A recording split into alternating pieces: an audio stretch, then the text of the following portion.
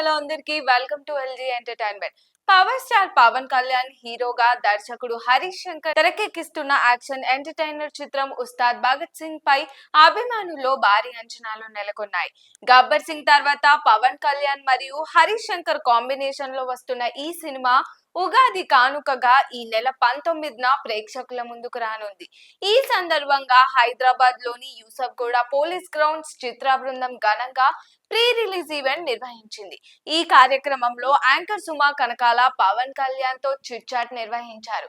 ఈ సందర్భంగా పవన్ కళ్యాణ్ తన సరదా వాక్యాలతో అక్కడున్న అభిమానులను నవ్వుల్లో ముంచెత్తారు. సుమా అడిగిన ప్రశ్నలకు ఆయన ఇచ్చిన కౌంటర్లు ప్రేక్షకులను ఆకట్టుకున్నాయి.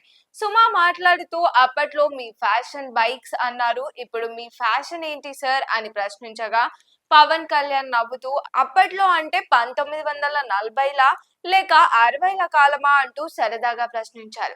దీంతో అక్కడున్న వారంతా నవ్వుల్లో మునిగిపోయారు. అంతేకాకుండా సుమా మాట్లాడుతున్న తీరు గురించి కూడా పవన్ కళ్యాణ్ సరదాగా వ్యాఖ్యానించారు.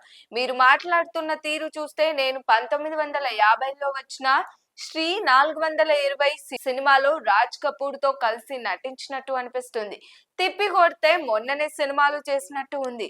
నేను ఎస్వి రంగారావు, కన్నాంబ, ఎన్టీ రామారావుతో కలిసి కూర్చున్నట్లు మాట్లాడుతున్నారు అంటూ ఫన్నీగా వ్యాఖ్యానించారు. సుమ తనను మెల్లిగా busy ఇయరాలోకి తీసుకెళ్తున్నారని Pawan Kalyan చమత్కరించారు.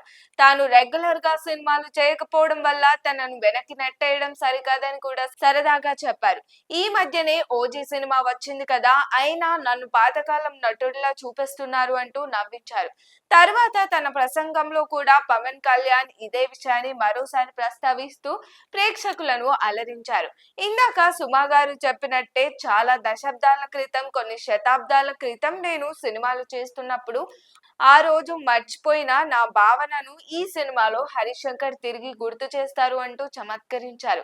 Deputy CM హోదాలో ఉన్న పవన్ కళ్యాణ్ చాలా రోజుల తర్వాత ఇలా సరదాగా మాట్లాడడంతో ఈ కార్యక్రమానికి హాజరైన అభిమానులు మరియు అతిథులు ఆనందం వ్యక్తం చేశారు. మరి దీనిపైన మీ ఒపీనియన్ ఏంటో కామెంట్ చేయండి.